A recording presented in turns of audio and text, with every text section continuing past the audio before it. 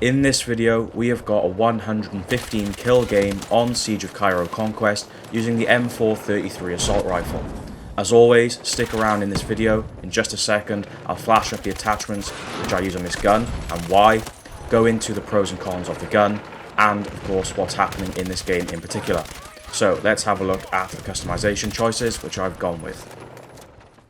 Starting off, we have the iron sight, then followed up by the polymer case ammo rounds, then the 40 round magazine, then the ribbed vertical grip, then the 16.5 inch fluted barrel, and lastly we have the standard suppressor.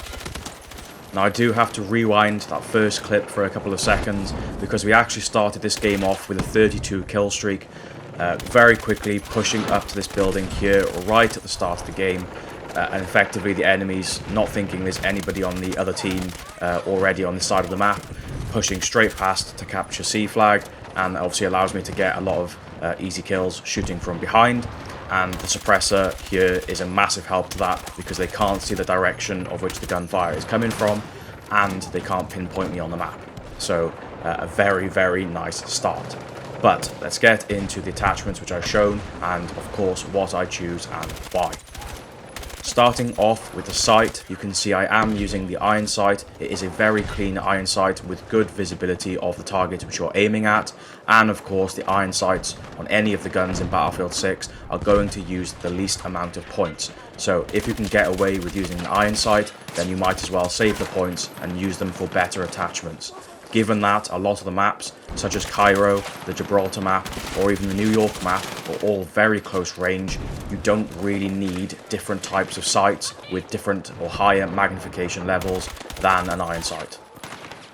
Next, we have the polymer case ammo rounds. There's not really much benefit here of using this one. You don't get any increase in the headshot damage multiplier. Perhaps we will in the full game release, but you get a very slight increase in mobility. So overall, that was chosen because it was, or looks like it's the best statistically. Moving on to the next attachment, which is going to be the magazine. We have got the 40 round magazine, which currently is the largest magazine size you can get on this gun. I think going for the largest magazine size possible on any gun in Battlefield 6 is the way to go. Due to the bloom or randomness of the recoil, there's no recoil patterns that you can currently control. A lot of your bullets, even if your sight is aimed on target, do not hit the target, which means that your actual kill potential per mag isn't as high as you might think it is with 40 rounds. Even if the gun only takes 5 or 6 bullets to get a kill, you're actually firing almost double that to get a kill, not only just because of your accuracy with the gun, but because of the bloom and randomness of the recoil. Therefore, I recommend that you always choose the largest magazine size possible, regardless of the downsides, because if you can, effectively improve your skill and control the extra recoil or the worse mobility, etc., you can actually get more kills per magazine, and it will be the difference between keeping you alive or not, because you don't have to reload so often. Next, we have the ribbed vertical grip. It is not the most expensive one, only coming in at 20 versus the most expensive possible one you could get at 25. However, in combination with all the other attachments, which I think are essential to have on this gun, therefore this is the best one you can go for. Now when it comes to choosing the vertical grips on any of the guns in Battlefield 6, I think you should go for the most expensive vertical grip you can, and this will therefore be the one which will increase your mobility, precision and control stats on the gun as much as possible. With the randomness of the bloom and the recoil, which is therefore not controllable, increasing these stats as much as possible is essential to increase your accuracy and therefore hit more bullets on target for all the bullets that you do fire, and therefore get kills faster and have a better chance of staying alive. The 16.5 inch fluted barrel is the next attachment, and in effect when it comes to the barrels in Battlefield 6, pretty much always go for the ones that are going to increase the bullet velocity of, or whichever one has the fastest bullet velocity, as well as what gives you the best increase in stats, as which I just said, in terms of precision and control. So the 16.5 inch fluted barrel is the best one statistically to do this. And lastly, in terms of the attachments, we have the suppressor. This is probably the best attachment in Battlefield 6 at the moment. Given that Battlefield has decided to go with a mini-map whereby when you fire unsuppressed rounds or with an unsuppressed gun, your red dot appears on the map. Literally every time you shoot, or every time I've shot with an unsuppressed gun, I get a whole squad of people pushing on my position within 5 seconds, or even before I've even finished getting a kill after I start firing. And of course, if you try and get a flank, as soon as you start shooting, you know, all the enemies in front of you will just turn around because everybody's watching the map now. So the suppressor is absolutely key, as you saw, and you can rewind and watch the first clip of this video where I had like a 25 kill streak in the center of the map there. That's because with the suppressor, the enemies had no hit indicator to show them the direction of where I was shooting from. Of course, they couldn't hear it as well. And with the suppressor, they can't see my red dot on the minimap to also give them a direction or exact pinpoint location of where I was shooting from. So an absolute must-have, regardless of the downsides which you get for using it. So let's now move on to the pros and cons of the gun, of which you can probably already tell there are hardly any cons, but we'll start off with the pros. The iron sight is one of the cleanest iron sights in Battlefield 6 out of all the weapons which we have seen so far. It also has a 830 rate of fire, which is going to be one of the highest rate of fire out of all the weapons we've seen so far.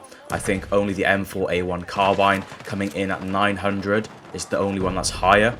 So again, a very fast rate of fire, which on all the maps which we've seen so far, which are very close range, is therefore very important to be able to get kills fast, to stay alive longer, and to be able to take on multiple enemies at once. The gun comes in with a 25 damage as standard, of course if you're aiming to the chest at the closest range possible, so in effect it should be 4 bullets to kill. And lastly, the gun can be considered great at all ranges. You know, the stats being so high in terms of precision, control and mobility, it's almost, allows you to run and gun with it like you're using an SMG, and to actually be able to beat all those types of weapons. It's therefore a king as an assault rifle at medium range. And it has usability at long range, although that's probably its weakest point. And the one and only main disadvantage, which I was going to mention, is going to be the bullet velocity at 630 meters a second, which is not as high as a lot of the other guns in the game, and therefore, of course, does lower the time to kill at long distances, and does mean you lower your accuracy, needing to lead targets more. But that's not really an issue when you consider maps such as the Siege of Cairo. But if you were to use this gun on Liberation Peak, then of course it might be an issue. But overall, this gun has all pros and hardly any cons. Okay, so in these final few minutes, let's quickly talk about how I played on Siege of Cairo in this game, and how you would play on Cairo generally to find the most amount of enemies, and of course to be able to help your team out as much as possible. The main, area with the highest density or population of people in the game is going to be at the center of the map, at C flag. And this is regardless of whether your team is holding the flag and therefore defending it, or whether the enemy is holding it and you're attacking it. In terms of what you want to do when you're in the center of the map, of course, either side of that main road is going to be 2-story buildings, where if there is someone on the second floor of the building, or even yourself, you get a great overlook over the entirety of the center of the map. It's the part of the map with the longest lines of sight, so you can see the majority of the map and possibly see the most amount of enemies in this area. But also, pretty much, like I'm not doing here, stay on the sides of the roads where there is the most amount of cover possible, and so that you don't get picked off by the people who are higher up on the second floor. Try and be that person yourself who is up there on the second floor, because it will allow you to be able to see the most amount of people and to therefore have the advantage in any of the gunfights.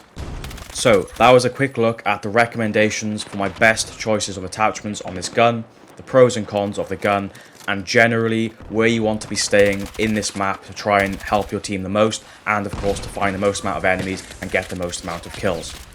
I'll let these final few minutes now play out of the video. If you have watched this far, please smash a like for me, and I'll see you on the next one.